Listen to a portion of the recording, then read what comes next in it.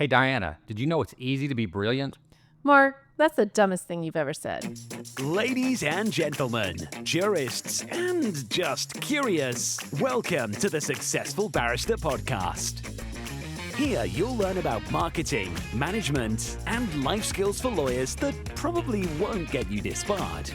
Hosted by Marc Whitehead, a seasoned lawyer who remembers when fax machines were cutting edge, and Diana Berry, attorney, COO, and the brains behind the scenes. Together, they are the legal world's most dynamic duo since statutes met regulations. So if you're looking to build a practice, not a prison, you're in the right place. Welcome to the Successful Barrister, where legal legends are made. And welcome to the Successful Barrister podcast, the podcast for lawyers about marketing, management, and life skills that probably won't get you disbarred.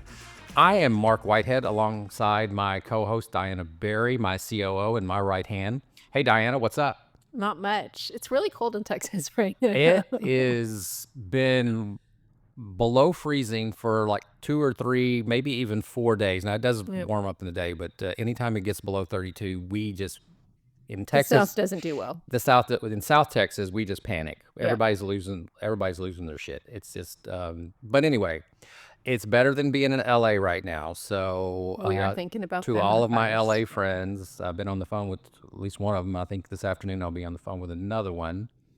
Thoughts go out to you guys.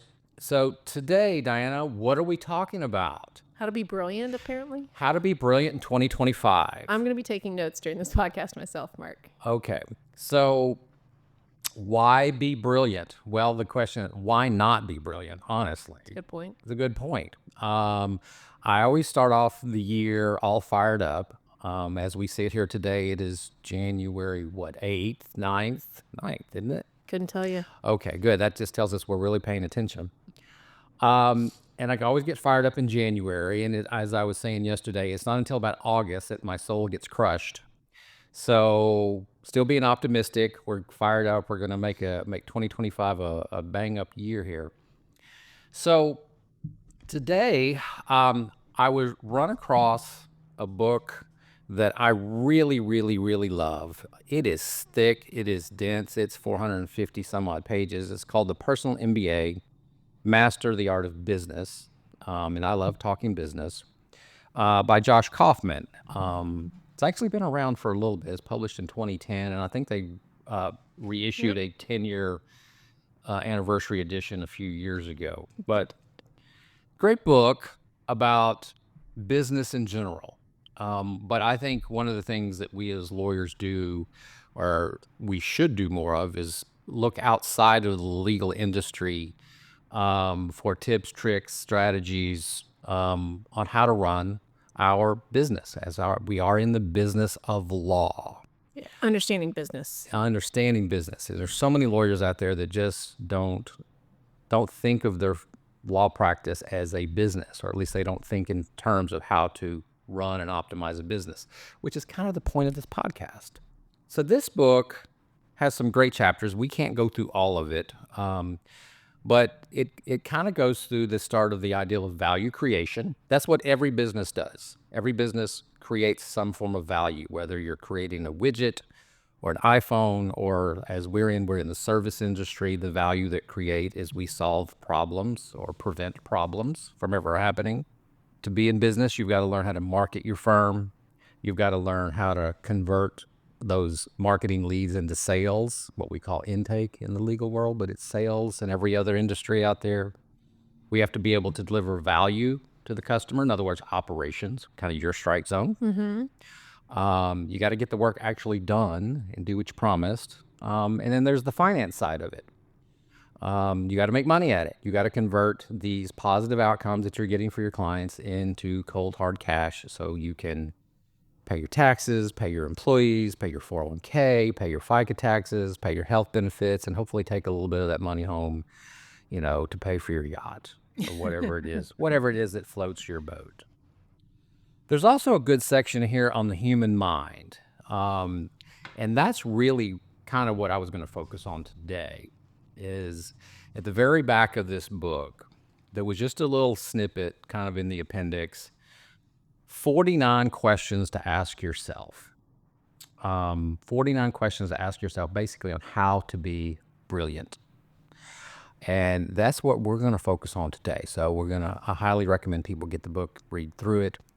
But we're going to focus on the section about how to be brilliant. The 49 questions to ask yourself to get there. So I haven't read the book. So I did do my homework and looked up the book, and he's got a great website, lots of free resources. The book itself is broken down by each chapter with links, and he does a great outline of the book, and it's all free. I was surprised in this day and age how much is not behind a paywall, but it was great. So I highly recommend everyone take a look at it. So, Cortez, did you write down the website for our listeners? Yes, sir. It is personalmba.com. Okay, personalmba.com. All right. So with that, when we come back from the break, we're going to go through maybe not every single one of the 49 questions, but we're going to go through the highlights of the 49 questions to ask yourself to be brilliant in 2025. This podcast is sponsored by Marc Whitehead and Associates, a national disability benefits law firm. Marc Whitehead runs a firm of over 60 dedicated people whose mission is to make a difference in the lives of our injured and disabled clients. Marc represents disabled claimants in Social Security disability, private disability insurance, and veterans disability claims in all 50 states. Marc Whitehead is double board certified in both Social Security disability law and personal injury trial law. Marc has litigated disability cases in over 40 states and counting, and can help your clients too. Stop throwing your phone calls away. Call Marc Whitehead at 701-VIP-LEAD. That's 701-VIP-LEAD. Or visit our website at disabilitydenials.com. Referral fees are paid in all jurisdictions where it is permitted. Refer us your disability cases today and know that your clients will be in good hands. 49 questions to ask yourself to be brilliant in 2025. So he put this in the back of the book, right? So that's specifically for readers or listeners want to go back to find this particular section. It's what appendix is, a second appendix in the book, and he just thinks that it was a helpful add-on. Obviously, it's in the appendix. Right. But I don't know why I put it in the appendix and didn't write a full chapter on it, because I thought it was probably the best thing in the book, in my opinion, and it was all good, but this was just something that really struck me. But the first one, and I have now worked out 5 days in a row. It's January, first week of January, hitting the ground running hard. I actually went to the gym last night with my wife, which is a totally new thing for us to do. We don't work out together ever. So the first set of questions have to do with the topic, how I use my body optimally, which is a good question. What does he mean by the word optimally? So here are the questions in that regard. What is the quality of my current diet? Do I get enough sleep? Am I managing my energy well every day? How well am I managing my daily stress? Do I have good posture and poise? God knows I don't have that. What can I do to improve my ability to observe the world around me? So these are basically health and self-reflection questions to start with, which is funny. In a business book, he starts with himself, or with the body itself, the physical body itself. And we have talked a lot about that on this podcast. our health, yeah. Yes. Now, you do a better job of that than I do. Why? Oh, well, it's basic. What is your motivation? Foundation. What is your motivation? It's foundational. I mean, I know I'm definitely not my best self if I don't get a good night's sleep, and everybody at the firm knows that. So, and the older that I've gotten, we've talked a lot about that, the more important it seems to be. And so, I've mentioned before that one of my goals this year, flexibility. I know he doesn't mention that, but just being able to be limper and, stretching and all that, I think is, am I using my body optimally? That's one of my key questions. And I'm not, despite working out and trying to, do different things like Pilates, reformer Pilates, and, limit alcohol. That's a really hot Boo. Sorry. hot topic these days, but the effect of alcohol on your body and what it does to not it slows your metabolism down for days after, but also affects your sleep. Did you know that? Absolutely. Yeah.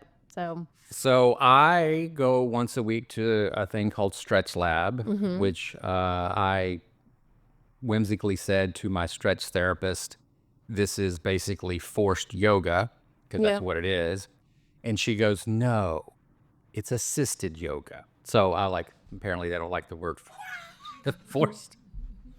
But helping me at my 58 years of age, I am as stiff as you could possibly be. So Stretch Lab is a great thing to do. Do it once a week. I wish I could do it more than once a week. Sleep. I've really gotten into sleep lately. I track my sleep on my Whoop. I look at my sleep pretty much every day to see what it tells me about my sleep habits. And sadly, yes, if I have that second or third glass of wine for dinner at night, my sleep suffers because of it, I've realized. But monitoring your body is your temple. You can't be successful in business in the long run, maybe in the short run, but in the long run, if you can't keep a sharp body and a sharp mind, how are you going to make brilliant decisions over the course of your 20, 30, 40-year legal career? Yeah, and a lot of tools out there. So Marc's mentioned his Whoop. I have the Garmin watch, which I don't wear at sleep because, frankly, I don't need that kind of data. But I think it's very important to just know that there's some things out there. The Aura Ring is a good one for other people as well. So next set of questions. Do I know what I want? Now, this is a good one because for so long, I could not answer that question. Really? Yes, for many, many years. I mean, I've been doing this 32 years. So I would say the first 10 years of my career, I really didn't know what I wanted to do. I was searching, I was flitting, I was bouncing from one thing to another. I ran for political office twice, which, by the way, coming in second for political office is actually a great marketing strategy. Because then you Because don't it really have to gets your name show. out there, but then you don't have to fulfill any of the things. So highly recommend.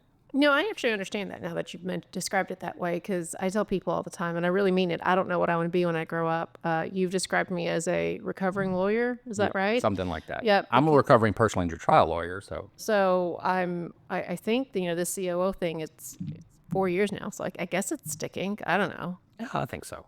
So, but I think that one of the things that Kaufman says when he introduces this appendix is, this is something he does periodically. It's not like you do the exercise one time and then you leave it. It's a repeat exercise. And so one of the questions that he asks is, are my priorities and values clearly defined? And I find that my priorities, maybe not my values, but my priorities definitely shift.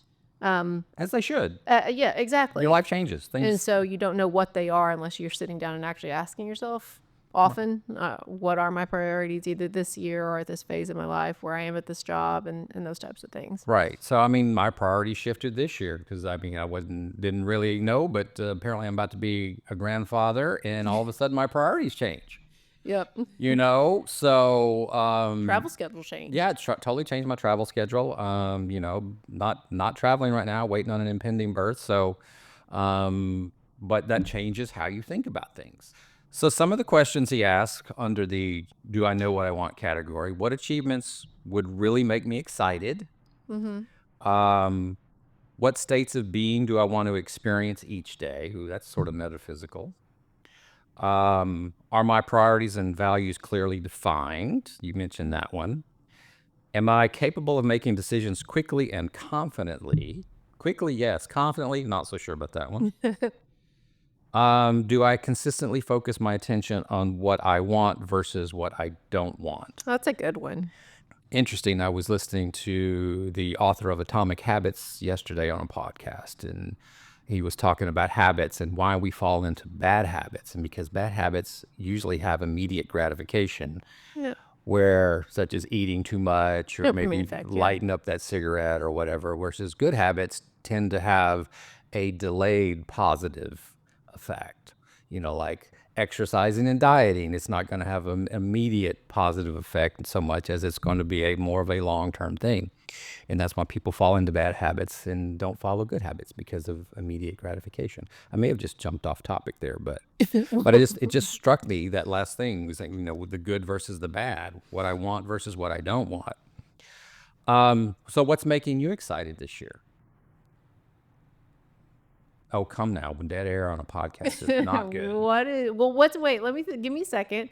What's making you excited this year? I mean, All I know right, you so talked I'm about thinking excited about, father. we're launching the elder law practice. This is a new and exciting thing for me. It's a new field of law, something new to learn after 32 years, to actually get into something new. I'm actually in a situation where one of my younger lawyers, who's actually going to be running that department, knows a lot more about it than actually I do. So I'm catching up. Good. So this is the reverse mentor situation. So it's kind of different, kind of fun, actually. So I'm kind of excited about that. Priorities and values. We've always, I think, have pretty well defined values within this firm, and priorities. As we say, our purpose in life is to improve the lives of our disabled and elderly clients. So we've always had a pretty good purpose and set of core values. So I'm happy with that side. Making decisions is always fun. I say that very facetiously. Where are you going with this one, Mark? I know we do this all the time. We're like making decisions. All right, do we make a good decision? Hell, I don't know. We'll find out. Yeah. No, I think I'm excited about where the business is as a whole. We talked a lot about the flywheel on this podcast, and the firm's, and I think, a very exciting part of that flywheel. And for a very long time, it just felt like we were kind of just trying to get around to that next turn. 24 was really good, and I think 25 is going to be even better. Yeah. Set a record year in 24. Let's do it again. And more. Oh. The next category, this is a good one. The next category question is, what am I afraid of? Ooh, that's a good question. So under that, he goes, have I created an honest and complete list of my fears I'm holding on to? Hell no, I haven't done that. Have I confronted each fear to imagine how I would handle it if it came to pass? Same answer, no. Am I capable of recognizing and correcting self-limitation? Ooh, good question. And then, am I appropriately pushing my own limits? The reason I like this set of questions is because I don't have an answer to any of it. I don't know. So I do think... But it makes me think. It's like, maybe I should know. These are things I never thought to think about. Yeah, I think it's getting comfortable with the uncomfortable. It's like, if it's very easy to say, yes, I'm scared of the dark. But why am I scared of the dark? And so in Kaufman's book, earlier in the book, he talks about, I think he calls it the fivefold why, where you ask yourself 5 whys. So but most people stop at, I'm scared of the dark. I'm scared of starting my own business. I'm scared of hiring this partner because of all the things we talked about in that episode.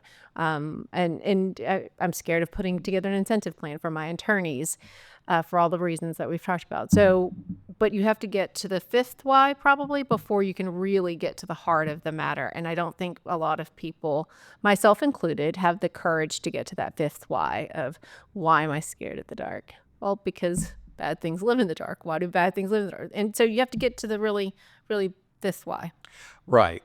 So, we talked a few podcasts ago. This is like the 3rd or 5th time that we referenced prior podcasts in the last 3 minutes. Go listen to them, guys. So go back and listen.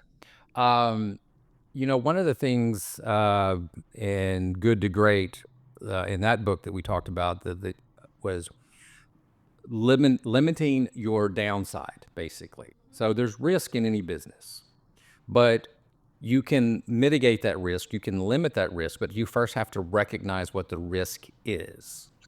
And I think that's kind of what these questions talk about. Now, they talk about it in a more philosophical way from a personal standpoint, but from a business standpoint, what are the risks out there and how do you limit your exposure to those risks? Sometimes the risk is, things coming at you that, are maybe not beyond your control, but at least not because of your own actions. Maybe, say in our case, maybe if the government changes Social Security regulations or VA regulations, that could affect us, both positive and negatively. Actually, we had a positive change last year. So those are the type of risks that can come at you, that are sort of systemic risk.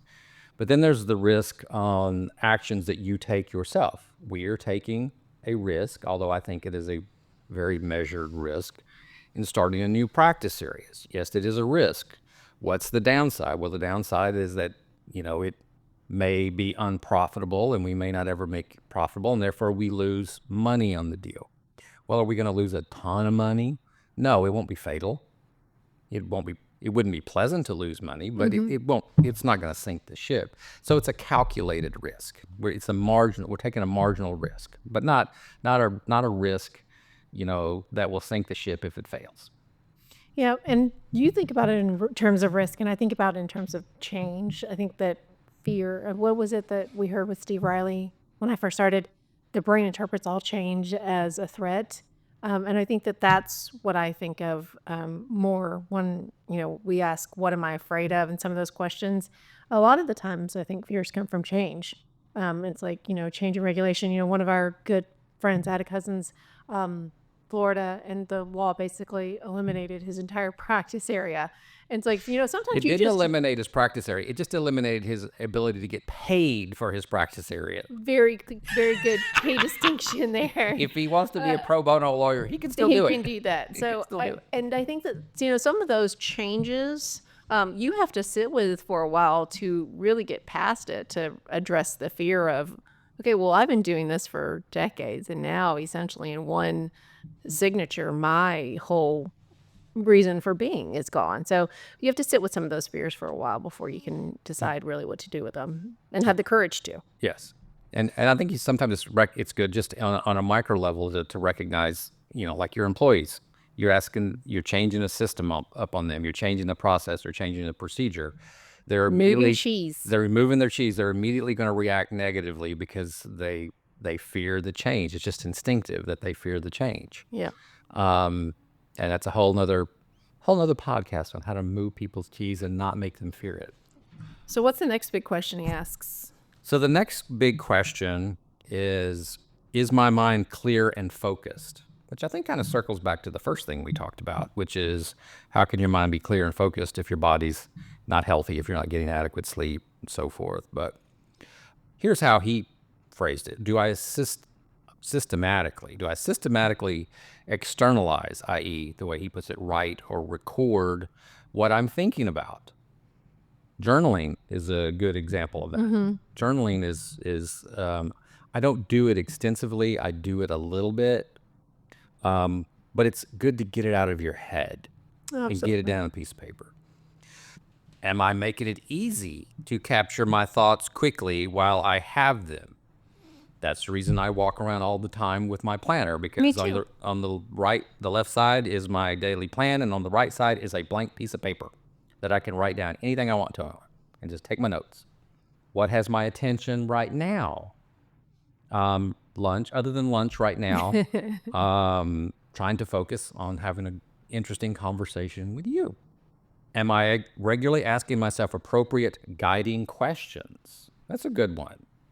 Do you talk to yourself? This is all the time. I constantly have a conversation going on in my head with myself. Mm-hmm. I'm constantly talking to myself. So much and this is a habit that's been lifelong. So much so that in 8th grade history, my football coach, who was my 8th grade history teacher, as you would expect, would say, "Marc, what are you thinking about? I see your lips moving." So I'm sitting there talking to myself. I'm like, I'm just thinking. It's a guaranteed great conversation. It is. He used to bust me on that all the time. He said, I was his favorite, so he used to mess with me all the time. Well, of course. Oh, is that where you get that? Yeah, that's my story. I'm sticking to it. So let's see. What else did he have here? Do I spend most of my time focusing on a single task, or am I constantly flipping between multiple tasks? I am a firm believer that there is no such thing as multitasking. There's just serial tasking. So you're just flipping from one task to another. People think they're multitasking. They are not. And they are being incredibly unproductive if you think that you can multitask. You're much more productive picking one task, knocking it out, then going to the next task, knocking it out. Every time I interview somebody that wants a job, they always say, I'm a good multitasker. I'm like, no, you're not. You told me that, actually. No, you're not. You said that. You said that, and I did. Called you down right in the middle of the interview, like, no, you're not. Multiple times during that interview, but also, yes, you did. So I do think that, and also I think people don't understand that interruptions are also flipping between multiple tasks. People don't think of interruptions as that, and it definitely is. And so we talked about it before, but open door policy is probably not also a good idea. Horrible idea. Horrible. Do I spend enough time actively reflecting on my goals, projects, and progress?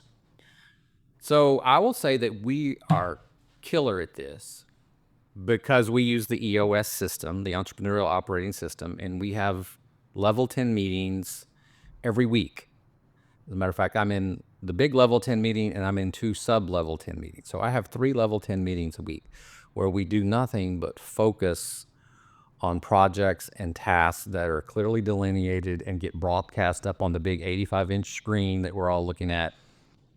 It's one of the beauties of the EOS system is it forces you to have these weekly come to Jesus meetings where you look at your priorities for the 90 days and then once a year for the priorities for the year. I think we as a firm do a great job of that. Yep. And even before EOS, I think we did a decent job. Good job. We've always had EOS written plans that we looked at on a regular basis. EOS has created structure. It's just taken it to a different level. I will say that this question made me think about think time. As you know, I'm a huge proponent of think time and blocking out. I block out 60 minutes. It's from one of our coaches that we both had, Nora, and she just made me, and I didn't know what to do with the think time, but now I have a great structure to my think time, and I find it invaluable. And it's one of the first things that I do when I calendar my year is to make sure that I have think times blocked for every month. There's 3 more categories here. Here's what I've decided to do. We're going to do 2 more, and I'm going to save the last for the last segment because that's when we get to do a little bit of self-reflection. Go for it. Does that work for you? The next category, am I confident, relaxed, and productive? Those are like 3 separate adjectives. I was looking at that. How do those 3 come together? Yeah. Am But I I think confident? it's important to be all 3. Yeah, I do agree. I'm just not sure why they're grouped together, but let's, we'll go with it. I mean, he had a limited amount of space. Maybe he just needed needed to fill He it. stopped at 49 questions. Have I found a planning method that works for me? Of course, we talked a little bit about EOS and how that forces us to plan. Am I organized, or am I just organized enough? Do I have an up-to-date list of my projects and active tasks? Again, we talked about the EOS system that we use. Do I review all my commitments on a regular basis? Do I take regular, genuine breaks from my work? You just got back from a 2-week vacation. Mm-hmm. People missed you on the podcast for 2 weeks. No, they didn't. Yes, Thank they you for did. They saying missed that. you terribly. Am I consciously creating positive habits? I'm not so good about that. Am I working to shed non-productive habits? Probably not. Am I comfortable telling other people no? Ooh, I've gotten good at no. I've gotten a lot better. I used to not be good at no. I am become an expert in the word no. So this question made me think of the quadrant that I was telling you about earlier from my planner. So the question, have I found a planning method that works for me? Yes, I love my planner. I don't get royalties from this, but look it up, Full Focus Planner. And they also have a newsletter and podcast and all the things. But one of the things that they suggested instead of doing New Year's resolutions is to create a quadrant, and each of your quadrants, one is keep, improve, start, stop. So those are your 4 quadrants. And I think that that's a really good way to address some of these questions about, like, are you creating positive habits? What do you want to start? So I put flexibility and stretching in there. What do I want to stop? I want to stop reacting to certain things. So that's shedding non-productive habits. And so I think that that's a good tool. So please, let me know if that question. Do that again. So I heard it, but it actually struck me as such a good idea that I want you to repeat it. What are the 4 quadrants again? Keep habits you want to keep. So I Pilates once a week. That's my habit that I'm going to keep. Things that I want to improve. So for example, my health. Go dial that in this year. Start. So I want to start practicing piano 1 night a week this year. And things that I want to stop. I want to stop being reactive to certain things. And so it really makes you think of, not in New Year's resolutions, because we don't do that here at Marc Whitehead, but we ban New Year's resolutions. things that you, in terms of, am I confident, relaxed, and productive? Maybe that'll help you listeners dial it in. Let me know. All right. I love the 4 quadrants. I'm going to work on that. It's a good one. I like that one. I don't have that in my planner. So I use the Atticus planner called My Great Life? It's called, it's called My Great Life. As an Atticus member, they give me a free one every quarter. So there, I'm free, I say jokingly, consider how much I pay these people. But and I have a caveat. So the last couple of episodes, I've said the Atticus website is atticusonline.com. I screwed that up. It's atticusadvantage.com. It's correct in all the show notes, so that's a good thing. Okay, so the show notes have it right. Just don't pay attention to anything I have to say. Because I can get these things wrong. What's the last question you want to talk about? How do I perform best? Let's see. That's a good question. What do I particularly enjoy? Mm-hmm. What am I particularly good at doing? What environments do I find most conducive for doing good work? How do I tend to learn most effectively? How do I prefer to work and communicate with others? What is currently holding me back? All really great questions. I actually think of all the subtopics that we've talked about, I like that one the best. How do I perform best? Because those questions actually are very actionable. Like, so I can actually look at these and say, I can come up with ideas on each of these questions to improve and relatively quickly in short order. Like, what do I particularly enjoy? I enjoy the marketing side of the firm.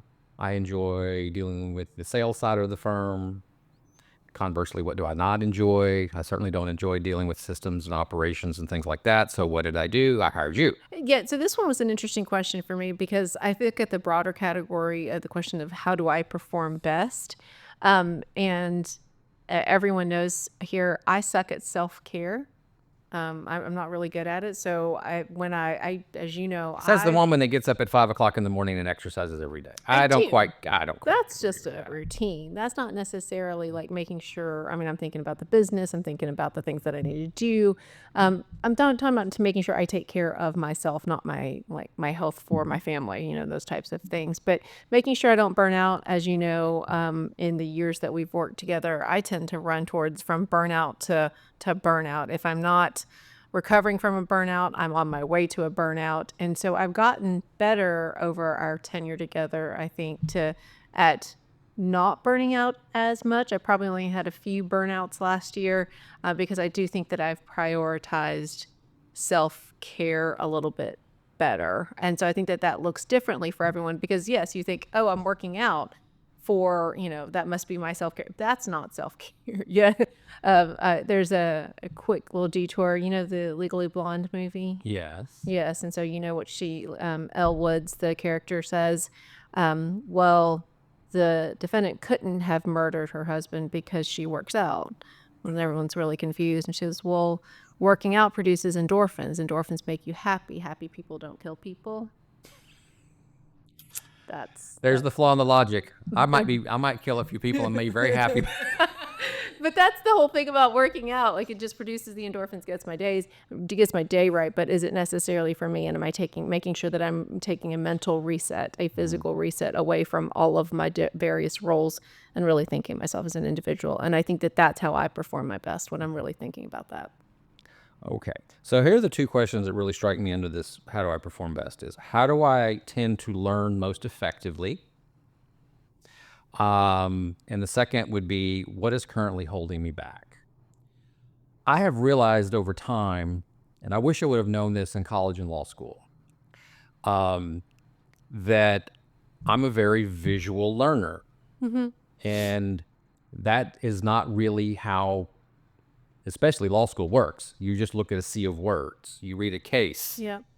And you listen for 50 minutes. Right. It's just not, visual is not part of the equation. And what I've learned over time, as I say, I like to whiteboard the shit out of things, is I get up on a whiteboard and I literally map out a process or map out a concept. I create a decision tree.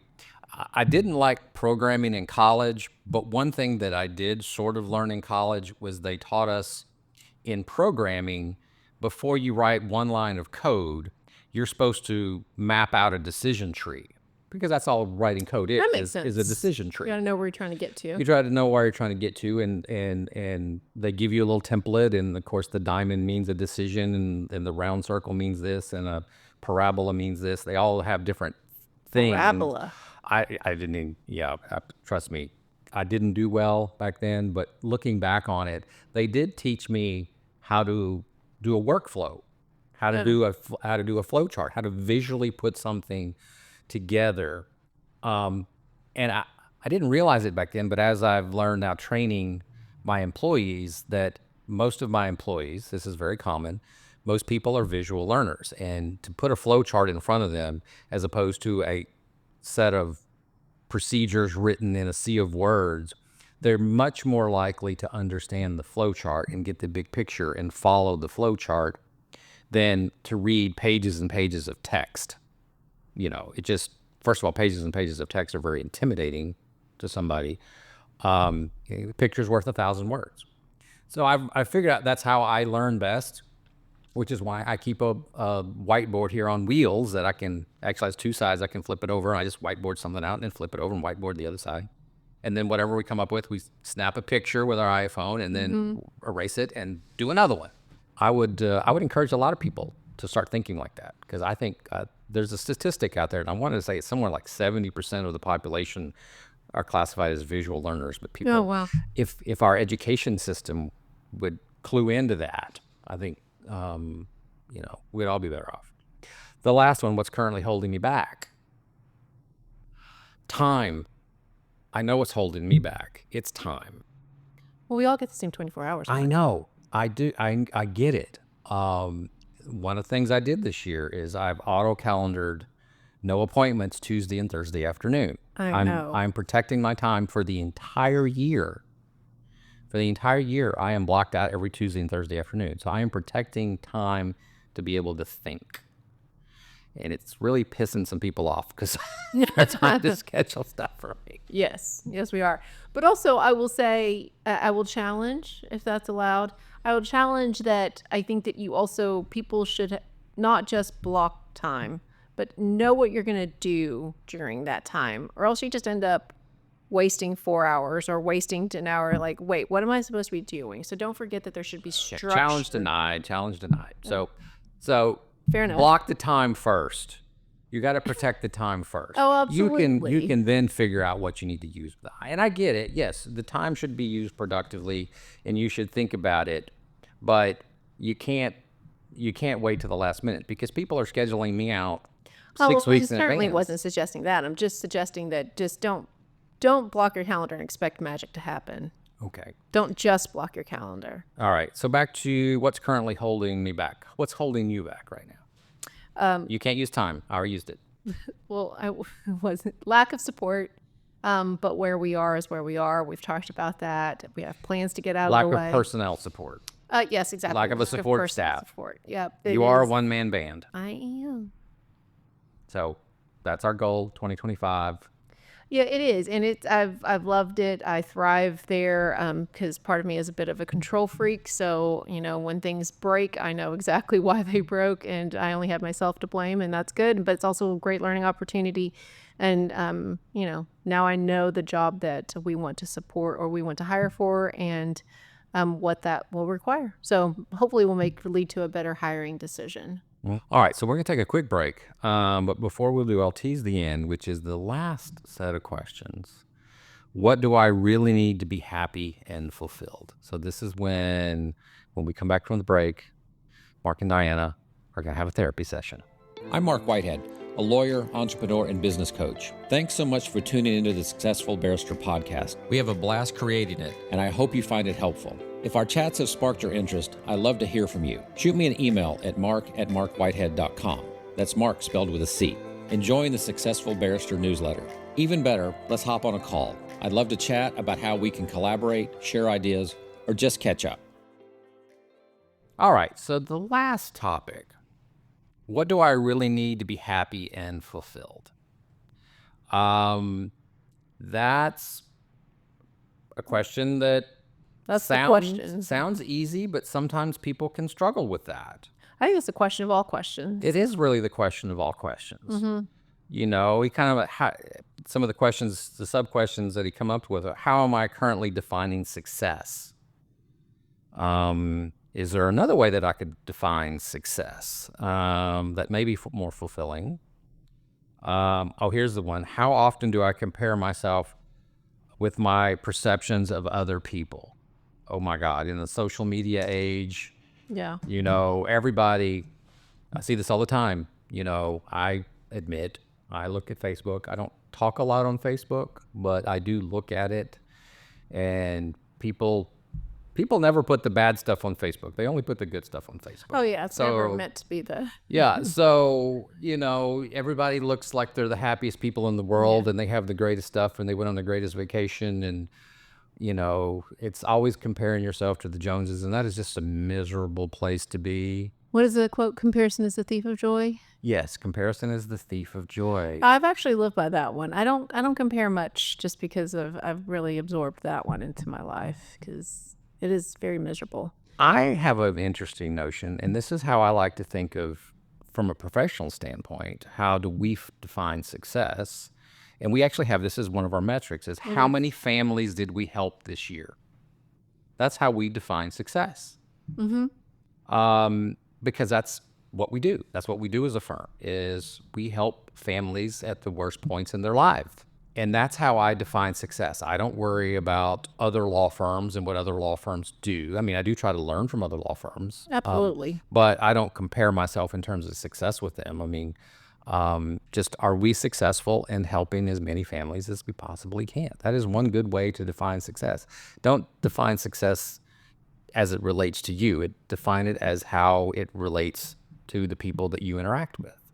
Yeah. Not success as it relates to other law firms. You know, on a personal level, you know, am I successful in my relationships? Am I successful? Am I building good, strong relationships with my wife, with my kids? Am I building lifelong friendships with, you know, with a good friendship group who can, you know, carry me to the doctor when I have to have a hip replacement or something fun like that? You know, things like that that really matter in your life. And I think success is one of those things that, again, to echo where we started, you need to reevaluate almost, I'd say not every decade, but often, whether that's with a big change. I got married last year. So, you know, or when you become a parent or when you decide to move to a new city or not adopt a dog, that's, you know, some of those things are very big life changes. And success looks differently in different eras of your life. Yeah, it's always sort of a moving target. You know, we do the exercise Migrate Life, and you plan your life out. You know, what's your lifelong goal, or your lifelong legacy, rather. You know, what's your 10-year goal, your 5 years. And one of the things they require you to do, each column, you have to write your age when that time occurs. So in other words, how old am I going to be in 10 years on my 10-year goals? But not only my age, but you write down the age of your spouse, and then you write down the age of your children, and now I'll be writing down the age of my grandchildren, you know, because it gives you some perspective Exactly. about where not only you are going to be in 10 years, but everybody around you. The people you'll be with. Yeah. So to wrap up today, do you want to have the therapy session? What do you really need to be happy and fulfilled, Marc, or answer any of the other questions that he's mentioned in that section? I would like low stress. Oh. Stress is what makes me unhappy. Okay. Now, and I don't mean good stress. Like there are good stresses out there, you know. The challenge of building the business. The challenge of building a business, next you know, level. the challenge in solving a legal problem. Those are stressful, but they can be, you know, that's good stress. You know, the bad stress is when you have problems in your relationships. Yeah, people problems are People challenging, problems. and I'm the low I saying that. So that's You know, and I have that. I have issues occasionally with employees that stress me out.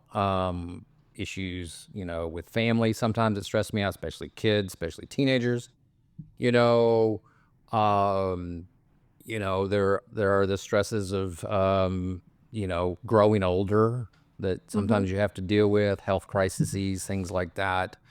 So those are the things that, kind of make me unhappy, not for extended periods of time, but can really, I've had this. I mean, I've told you this recently, if I have a blowout with one of my teenagers first thing in the morning, I'm gonna have a pissy day. Yeah. Or if And I that's have understandable. same thing with an employee. If I have a problem with an employee in the morning, I'm just gonna have a pissy day. I heard on the podcast yesterday from the Habit guy, because what he heard from somebody else was break your day up into quarters.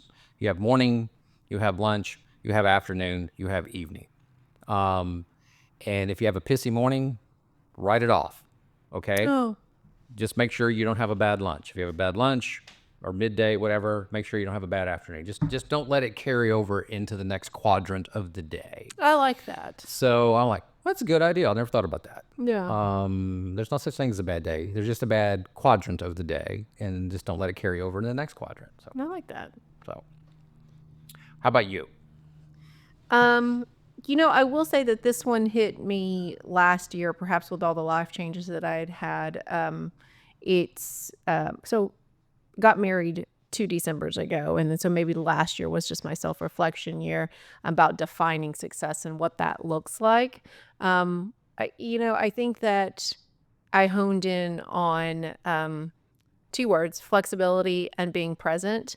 I once read an article decades ago, but the flexibility is the F word you never say in an interview.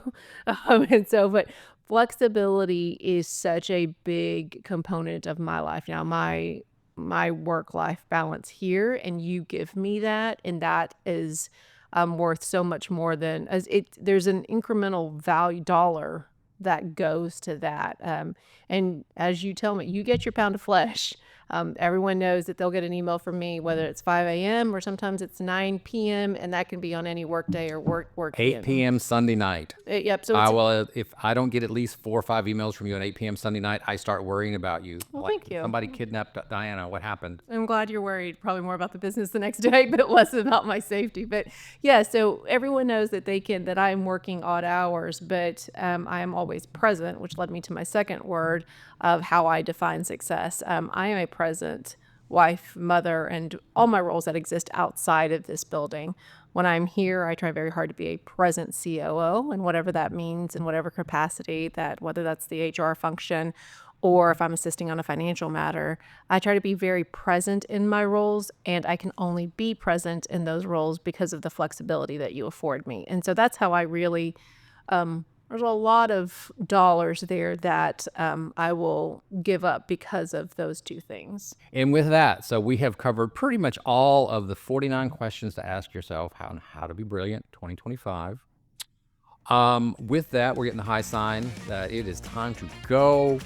So I want to thank everybody for listening to the Successful Barrister podcast, where legal legends are made. I'm Marc. And I'm Diana. And together we're the dynamic duo of law. Remember to rate and review us wherever you get your podcast. And if you enjoyed this episode, remember to tell your friends. Oh, and go back and check out some of the back episodes if you've just joined us lately. There's I think we're about 20 in, so there's lots of good stuff back there. If you need to find us online, go to successfulbarrister.com and be sure to visit our sponsor, Marc Whitehead & Associates, a national disability law firm, at disabilitydenials.com. And with that, we're out of here. Bye.